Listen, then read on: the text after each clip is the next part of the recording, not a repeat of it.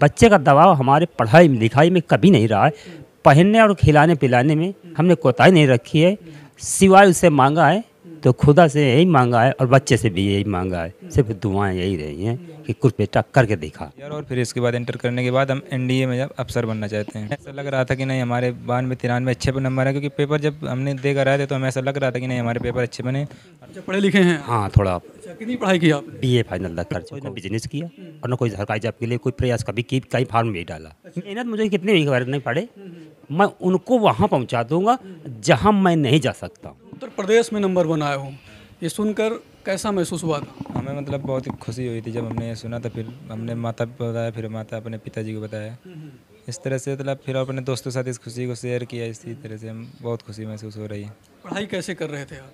पढ़ाई करने के लिए तो वही जब हमारा मतलब हॉस्टलाइज स्कूल था तो वहाँ पर 6 से 7 घंटे हमारे स्कूल में पढ़ाई होती थी। बाकी जब हॉस्टल का समय होता था उसमें तो लगभग 5 से 6 घंटे तो मिनिमम समय मिल ही जाता था पढ़ने के लिए।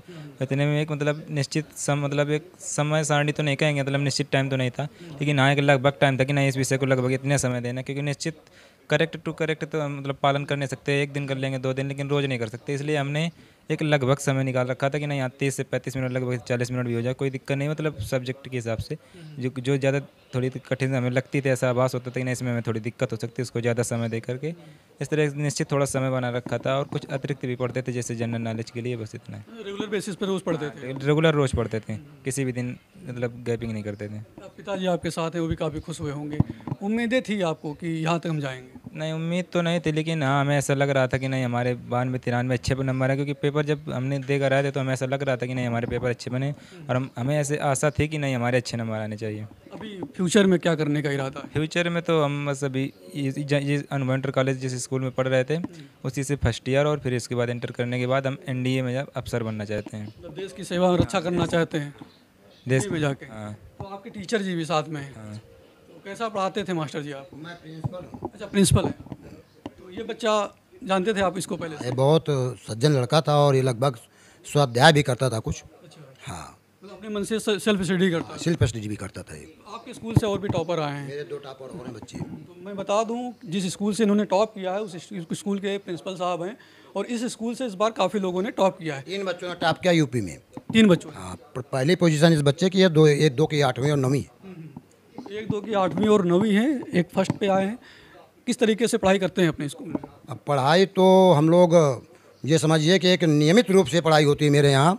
अक्सर ज़्यादा समय तक विद्यालय खुलना और वैसे भी मतलब जो है विद्यालय पे छुट्टियाँ कम होना, ये हम लोग रखते हैं। चलिए ठीक है। इनके पिताजी इनसे पूछते हैं, ये इनके पिताजी हैं, किसानी करते हैं? हाँ सर। किसानी करते हैं आप? कितनी खेती है आपके पास? 10 बीघा सर खेती है। 10 बीघा खेती। आपने सोचा कि अपने बच्चों को पढ़ाना लिखाना है? हाँ सोच तो बहुत कुछ कर रखी थी, चूँकि मैं पढ़ा लिखा था उस चीज़ का भुक्तभोगी था। अच्छा, पढ़े लिखे हैं? हाँ थोड़ा। अच्छा, कितनी पढ़ाई की आपने? BA फाइनल तक कर चुका हूँ सर। जब BA फाइनल आपका है, मतलब ग्रेजुएट हैं? तो प्रिंस के पापा ग्रेजुएट हैं, इस बात को समझते हैं कि पढ़ाई लिखाई क्या चीज़ है, इस वजह से अपने बच्चों पर भी लागू किया। हाँ, मैं अकेला था अपने माँ बाप का, अब वृद्धा थे और घर में नाते रिश्तेदार को कोई देखने वाला घर गृहस्थी का कोई आदमी नहीं था, इसलिए मैं कोई ना बिजनेस किया और ना कोई सरकारी जॉब के लिए कोई प्रयास कभी की, कहीं फार्म नहीं डाला। अच्छा, और खेल सरकारी प्रयास किए नहीं, सरकारी नौकरी की? सोचा नहीं। अच्छा, मैंने जीविकोपार्जन के लिए मतलब के लिए खेती थी और मेरी ये इरादा बन चुका था और खेती करनी। हाँ, और मेरा कुछ शादी जो थी वो सही टाइम में हो गई थी, 20-22 के इर्द गिर्द उम्र में।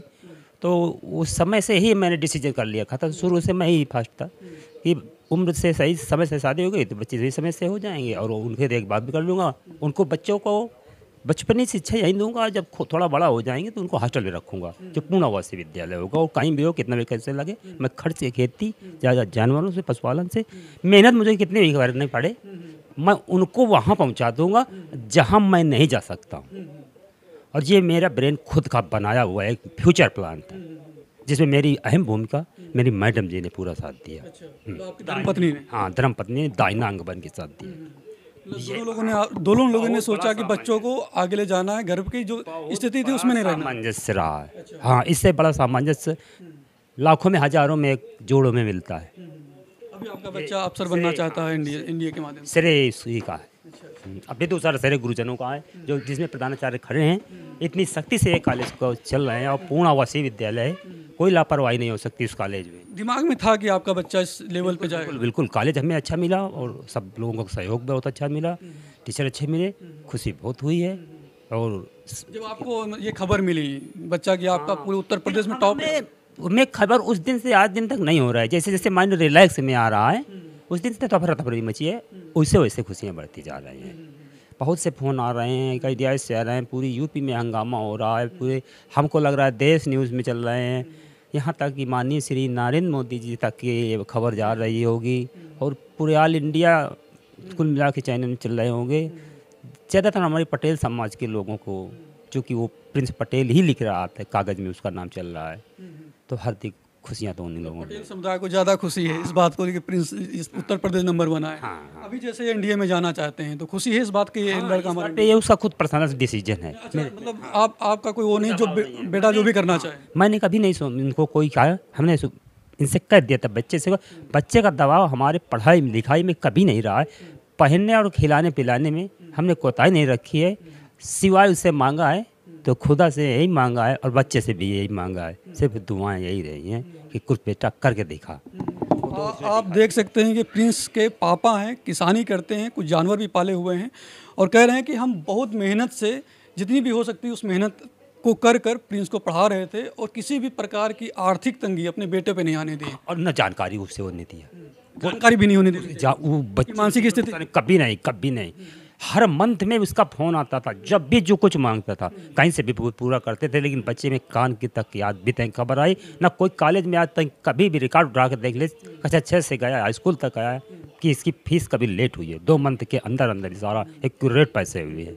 और जबकि आए किसानी से हॉस्टल में रह के पढ़ाना नामुमकिन है, कभी कोई करके देख ले तो एक बड़ी बात है कि किसानी करके अब आप देखते भी हैं किसानी में कितना फसल उगता है, बहुत सारा नुकसान भी हो जाता है, कई बार तो ऐसा होता है कि नुकसान भी हो जाता है, गाँव से सीधे जूझना पड़ता है, बहुत ढेर सारी समस्याएं होती है, लागत बहुत सी आती है, जो कोई करता होगा खेती उससे पूछ लोगे आपको रिजल्ट आ जाएगा। उसके बावजूद भी इन्होंने अपने बेटे को हॉस्टल में रहकर पढ़ाया और कह रहे हैं कि कभी भी ना तो इसको महसूस होने दिया अपने बच्चे को कि आर्थिक तंगी है घर में, और ना तो कभी ऐसा हुआ कि बच्चे को कोई तकलीफ हुई।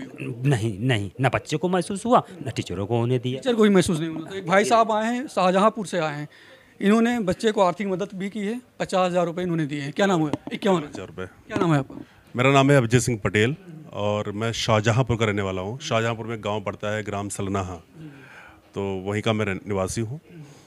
और लखीमपुर से मैं लोकसभा की तैयारी कर रहा हूँ इस बार, 28 लखीमपुर खीरी से।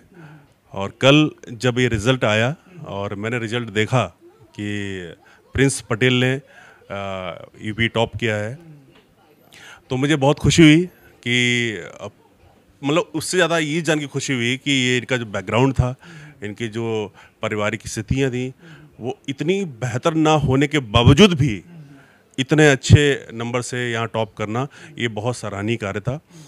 और तुरंत मुझे रहा नहीं गया और बच्चे के हौसले के लिए और एक छोटा सा सहयोग, जो भी समझिए आप, आर्थिक सहयोग के लिए मैंने कल ही अपने स्थानीय स्तर पे 51,000 रुपये का तुरंत अनाउंस किया।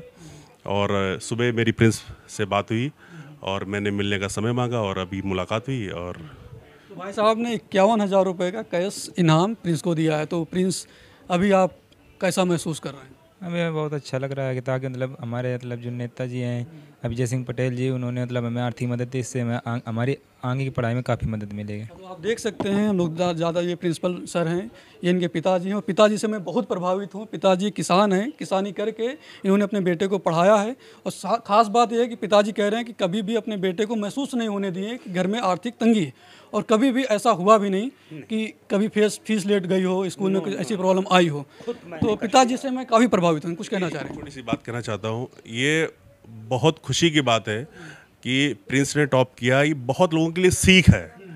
ये कोई इम्पोर्टेंट नहीं है। आज लोगों के अंदर एक सोच धारणा बन गई है कि पापा ने मुझे इतनी सारी सुविधाएं नहीं दी, ट्यूशन अच्छी नहीं थी, ये नहीं था, वो नहीं था, बड़ी बड़ी गाड़ियाँ का घोड़ा नहीं था, अच्छी किताबें नहीं थी, इसलिए मैं आज नहीं पढ़ पा रहा हूँ।